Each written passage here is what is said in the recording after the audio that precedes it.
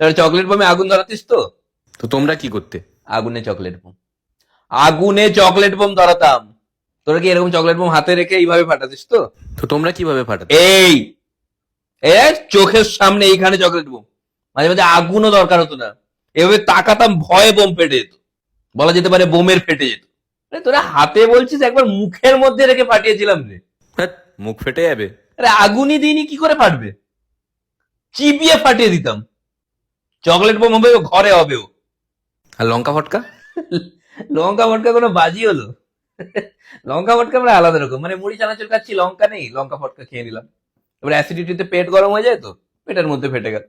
লঙ্কা ফটকা আর কি। একবার তো লঙ্কা ফটকা নাকের মধ্যে ঢুকিয়ে ফাটিয়ে দিয়েছিল। ওরকম হলে তো নাক ফেটে যাওয়ার কথা। সেটা আমি জানি না, আমি বন্ধুর নাকে ফাটিয়েছিলাম আর কি। গাছ বোম ডেঞ্জারাস। তোর গাছ বোম নিয়ে এত ভয় পাস কেন? গাছ বোম মানে বুঝতে পারছিস, এর মানে সুতোটা বের করা 5 মিনিট পরে ফাটে, তো জোরে ফাটে কিন্তু অনেক সময় পরে ফাটে। একদিন গাছে গাছ বোম লাগিয়ে 15 মিনিট দাঁড়িয়েছি ওখানে। 15 মিনিট? 15 মিনিট কিচ্ছু হয়নি। তারপর সবাই বললো নাকি আগুনও ধরাতে হয়, জানতাম না তো। তারপর আগুন ধরানোর পরে 20 মিনিট কন্টিনিউ যা ছুটেছি না, মানে বোমের আওয়াজই শুনতে পাই। সবাই বলছে একটু নাকি আমি বেশি ছুটে চলে গেছিলাম আর কি। আগুন নিয়ে খেলতাম, আগুন। মানে পাড়াতে সবাই আমাকে পোলা বলে ডাকতো। কেন?